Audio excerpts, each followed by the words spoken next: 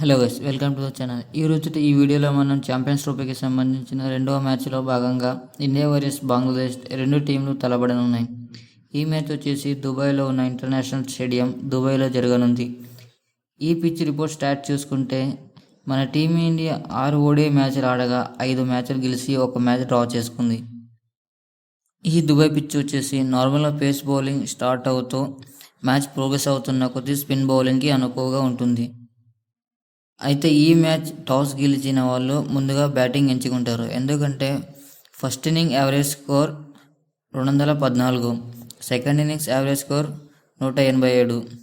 ముఖ్యంగా రెండో innings due ఎక్కువగా ఉంటుంది. అందుకే స్పిన్ బౌలింగ్కి చాలా కష్టంగా ఉంటుంది. మన టీంలో స్పిన్ బౌలింగ్ ఇప్పుడు చాలా స్ట్రాంగ్గా ఉంది. అందుకే బ్యాటింగ్ ఎంచుకోవడం చాలా మంచిది.